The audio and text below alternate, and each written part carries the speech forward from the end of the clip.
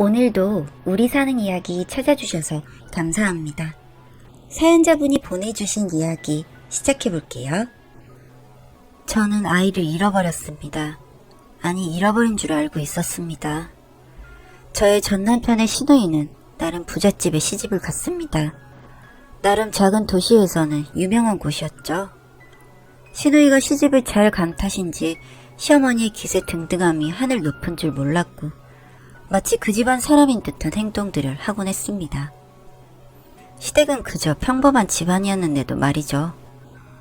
여튼 시댁 사람들은 걸맞지 않은 사치품들을 몸에 휘감고 그렇게 그게 자신의 것인 양 살고 있었습니다.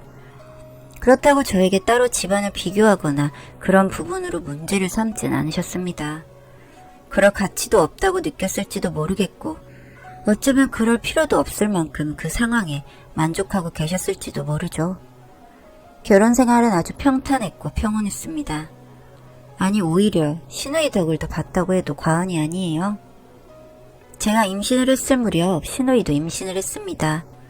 그쪽 집안에서 임신한 시누이에게 상상을 초월할 만큼 정말 많은 것들을 해주더군요.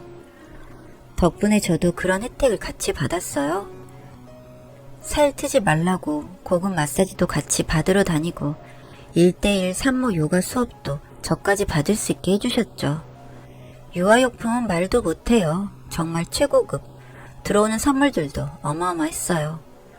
굳이 시누이가 저를 위해 사준 것들은 아니지만 차고 넘쳐 처치곤란이라 저에게 넘어온 물건들마저도 제가 구입하기엔 고가의 제품들이었죠.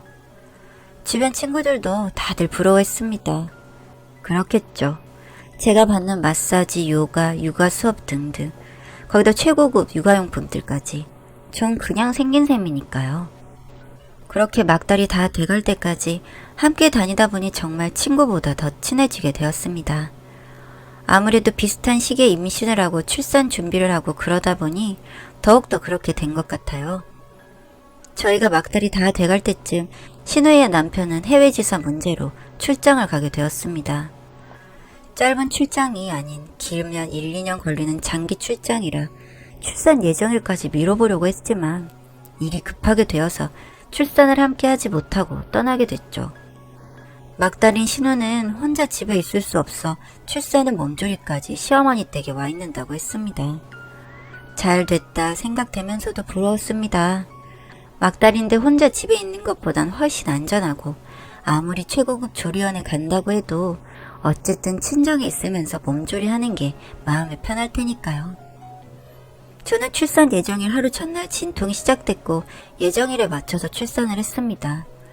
자연분만이라 금방 태어나고 조리원에 있었죠. 하지만 조리원에 온 신우는 아직도 배가 불러 있었어요. 예정일도 한참 지난 상태였는데 시어머니도 신우도 걱정을 하고 있는 듯 했습니다. 유도분만을 생각할 정도로 예정기간이 많이 지나갔고 급박하게 이루어진 유도분만. 고통스러운 시간이 길어지다 끝내 아이는 숨을 쉬지 않았습니다. 안쓰러웠습니다. 10달을 꼬박 뱃속에 품었던 아이인데 마지막에 이렇게 허탈하게 보내버린 신우이의 마음을 헤아릴 수 없을 만큼 안타까웠습니다. 신우이는 시댁에서 몸조리를 하면서 저의 아이를 많이 예뻐했습니다. 시간이 조금씩 지나면서 집착 아닌 집착이 생기기 시작했던 것 같아요. 한창을 보고 있으면서 아들인데도 본인을 많이 닮은 것 같다던 신우이. 손목에 이 점만 빼면 손이 아주 자기랑 똑 닮았다며 내 새끼라고 해도 믿겠다며 어루만지기도 했습니다. 처음엔 이해했습니다. 아이를 잃은 엄마였고 그 상심은 제가 알 수 없는 것일 테니까요. 아이를 낳고 2달쯤 지났을 때 신우이가 저에게 최고급 마사지샵 멤버십 카드를 주더군요. 가서 배관리를 받고 오라고. 본인은 매일 받고 있는데 한 번쯤 안 받아도 된다고요. 아이를 두고 다녀오는 게 조금 걱정이 되긴 했지만 시댁에 아이를 재워두고 다녀왔습니다. 하지만 시댁에 돌아왔을 때 아이는 집에 없었어요. 정말 너무 놀랐고 온 집안을 뒤지고 다니는데 시어머니는 소파에 앉아서 정신 사납다며 아이 신우이가 데리고 밖에 바람 쐬러 갔다고 안 잡아먹는다고 걱정 말라고 하시더라고요. 심장이 덜컥 내려앉았습니다. 이러려고 마사지 카드를 준 건가 아차 싶더군요. 손톱을 잘근잘근 씹으며 신우이가 오기만을 기다렸습니다. 다 늦은 저녁, 밤이 되어서야 들어온 신우이. 품 안에 잠든 아이를 뺐다시피 낚아채고 인사도 없이 집으로 돌아왔습니다. 집에 돌아와 아이 우유를 먹이고 있는데 남편이 들어오자마자 자기 누나 무슨 유괴범 취급한다며 예민하다고 난리를 치더군요. 그냥 한 귀로 흘렸습니다. 그리고 몇 달 동안 시댁에 발길도 주지 않았죠. 제가 가지 않자 신우가 저희 집에 찾아왔습니다. 그때일 미안하다며 선물을 하나름 가지고 말이죠. 속없는 남편은 무슨 선물이냐며 신우가 가져온 선물을 열어보며 구경하다가 남편이 배고프다고 집 앞에 마트 가서 먹을 것 좀 사오라고 하더군요.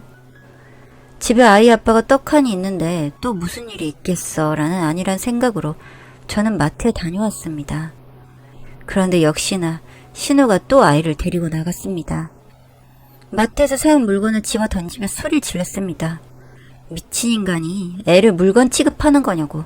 또라이도 이런 상또라이가 없다고 말이죠. 하지만 남편은 남도 아니고 누나랑 애랑 바람 쐬러 나가는데 그게 뭐 큰 잘못이냐고. 사람 이상하게 만드는 재주가 있다며 저를 또 못된 년으로 몰아가더군요.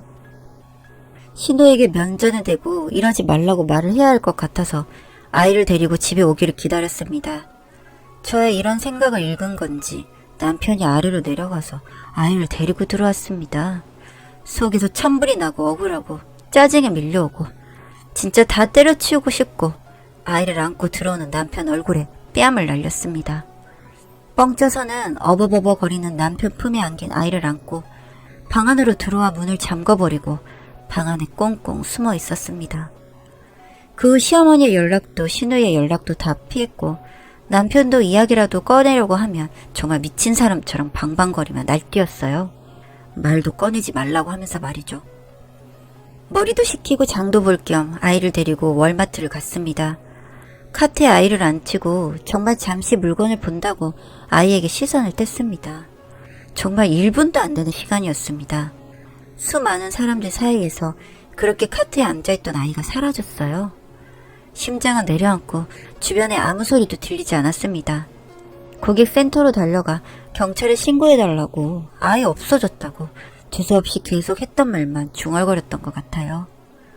경찰이 출동했고 매장 내 CCTV를 돌려봐도 사람들이 너무 많아서 잘 보이지도 않고 제가 서 있던 그 매대는 사각지대라 찍히지도 않고 있더군요. 신우이가 데려갔다고 생각했습니다. 이건 신우이 짓이 분명하다고 느꼈어요. 제 전화를 받고 마트로 달려온 남편을 붙잡고 흔들면서 신우이 어딨냐고 빨리 아들 데려오라고 난리를 쳤죠. 돌아오는 건 차가운 눈초리야 미친년 취급이었습니다. 상황도 증거도 이유도 다 제 추측일 뿐 어떠한 것도 저는 증명할 수가 없었으니까요. 전단지를 만들어 뿌리고 월마트 앞을 떠나지 못했습니다. 눈 뜨면 마트 주차장에 나가 전단지를 돌리고 해 지면 집에 와서 잠들기를 반복했어요. 하지만 저는 신우이가 데려간 것 같았어요. 정말로 그 찜찜함을 지어낼 수가 없었고 전단지를 돌리고 집에 들어와 남편을 붙잡고 매일을 말했어요. 제발 돌려달라고 말하라고. 남편은 점점 저를 미친년 취급을 하다가 애 잃어버려 놓고 남 탓까지 한다고 무책임하다고 하더군요. 아이가 사라지고 2달이 지났을 무렵 저는 점점 지쳐갔고 남편은 점점 집에 들어오지 않았습니다. 더 이상 이렇게 살 이유도 없었고 살고 싶지도 않았기에 저희는 이혼을 하게 되었습니다. 그렇게 저 혼자 계속 아이를 찾고 다녔어요. 마트 측에서 더 이상 오지 말라고 쫓겨나 보기도 했고 그 근처 아파트 상가 벽면에 전단지를 붙이다 경비원에게 욕도 들어봤고 그래도 할 수 있는 건 다 해보고 싶었습니다. 그날도 그렇게 그 주변을 돌다가 퉁퉁 부은 다리로 집에 들어오는데 문득 시간을 보니 오늘이 저희 아들 첫 번째 생일이더군요. 눈물이 막 쏟아졌습니다. 마음이 갈기갈기 찢어지고 다리는 풀려 주저앉아 울었어요. 다음날 온몸이 너무 아파 일어서기도 힘들지만 저는 나갔습니다. 혹시나 제가 하루 쉬었는데 그날 하필 지나갈 수도 있는 거니까요. 무거운 다리를 이끌고 마트로 걸어가고 있었습니다. 사거리 신호대기 중 지금까지 수십 번을 걸어다닌 길인데 왜 그날에서야 건물이 전광판이 보였을까요? 기업 홍보 광고인지 잡지 기사 내용 같은 게 영상으로 나오고 있었습니다. 그 순간 신우이와 그의 남편 사이에 안겨있는 내 아기 사진이 순식간에 나왔다가 사라졌습니다. 마트로 향하던 발걸음을 돌려 전 남편에게 찾아갔습니다. 멱살을 잡고 솔직하게 말하라고 그 남자 회사 앞에서 소리쳤죠. 처음엔 모르는 척 시치미를 떼더군요. 아이 없어지고 자기도 정신 놓고 있었고 그 후에 이혼까지 하고 자기도 누나 본 지 오래됐다고 하면서요. 제가 영상을 얘기하며 내가 그럼 찾아가서 확인하겠다고 악을 쓰니 그제서야 어차피 제가 찾아가도 대문 앞에 가보지도 못한다고 본인이 확인해보고 연락을 주겠다고 하더군요. 맞는 말이었습니다. 제가 무슨 수로 그 집안 대문을 넘겼어요. 그렇다고 기다릴 수만은 없었습니다. 전단지, 신고 기록, CCTV 영상, 아이 손목의 점 사진 등 증거가 될 만한 걸 싹 모아서 변호사를 찾아다녔어요. 그 집안에서 아들이라고 키우고 있는 애가 제 아이라고 소송해서라도 찾고 싶다고 상담을 정말 몇 날 며칠을 하고 다녔지만 제 편에서 소송을 맡아주겠다는 변호사 한 명이 없었습니다. 현실이 차갑고 무서운 건 알고 있었지만 이 정도일 줄 몰랐습니다. 정말 법으로도 기댈 수가 없으니 답답함에 속이 새까맣게 타들어갔습니다. 방송국에 연락도 해봤어요. 시사 프로그램에서 다뤄줄 수 없는지. 그저 자료 첨부해서 보내보라고만 할 뿐이고 역시나 전 남편 새끼는 연락도 오지 않았습니다. 세상에 저 혼자였습니다. 아무도 없었어요. 깜깜한 방 안에 불 하나 켜지 않은 채로 소주 한 잔을 마시고 있었습니다. 모르는 번호로 전화가 걸려오더군요. 신우이의 남편이었습니다. 집 밖으로 나오니 차 한 대가 서 있었고 인적이 드문 카페 앞에 데려다 주더군요. 안에 들어가니 한 남자가 앉아 있었습니다. 만나 뵙고 싶었다고 했습니다. 만나려고 노력했지만 만날 수도 없었다고도 했어요. 이야기를 하는데 자신은 전혀 모르는 일이었다고 하더군요. 그럴 거라 어느 정도 예상하긴 했습니다. 잠시 침묵이 흐른 뒤 덤덤하게 그 남자는 본인의 이야기를 하기 시작했습니다. 찌라시가 돌기 시작했고 주변 기자와 변호사들이 이상한 말들을 전달하기 시작했다고 하더군요. 자꾸 이런 말들이 나오는 게 찝찝해서 본인도 혹시나 하는 마음에 유전자 검사를 했는데 정말 불일치가 나왔다고요. 본인은 신우이가 바람펴서 다른 남자아이를 내 아이라고 속여서 지금껏 연기해온 거라고 생각했기에 이혼을 할 예정이라고 말했습니다. 그런데 친구 중 하나가 변호사로 있는데 그 친구가 제 이야기를 하더랍니다. 그리고 나서 이리저리 퍼즐을 맞춰보니 제 아이라는 결론이 나와서 이렇게 찾아온 거라고 했죠. 출장 중 몇 번 하루 짬을 내서 한국에 들어왔을 때도 아이를 데리고 나오고 감쪽같이 속여서 전혀 본인은 모르고 있었다고 하더군요. 일단은 신우이 남편은 저에게 소송이나 기자들 만나고 하는 것을 멈춰달라고 했습니다. 더 이상 본인의 이름이나 자신의 사업체 등이 그런 사람들 입에 오르지 않게 지금 제가 하는 모든 것을 멈추라고 말이죠.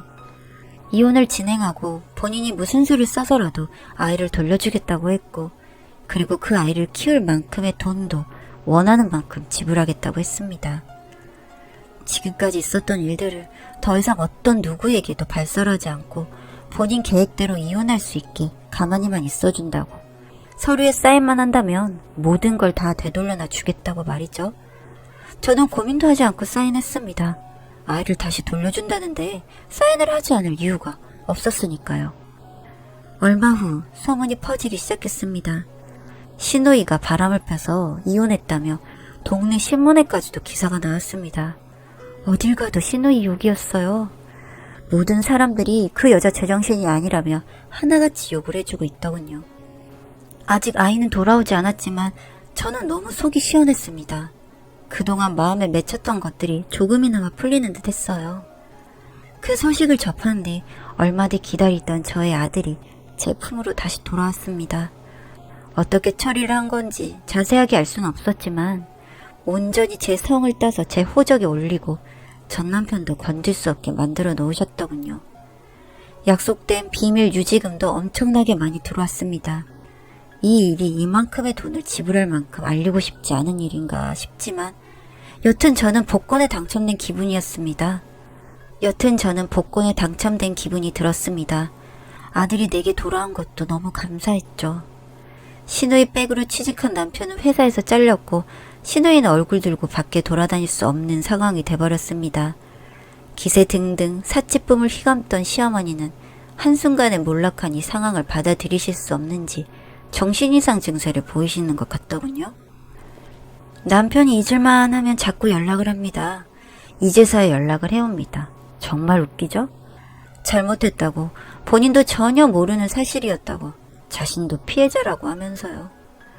더 이상 엮이고 싶지 않아 번호도 바꿔버리고 모든 걸 끊어버릴까도 생각해봤지만 종종 들려오는 소식이 너무나 통쾌하고 즐거워서 아직은 즐기고 있습니다. 이것도 이제 지겨워지면 번호도 바꿔버리고 아예 연을 끊는 날이 오겠죠. 새근새근 잠든 아이 곁에서 같이 잠들 수 있는 오늘이 저는 너무 행복합니다.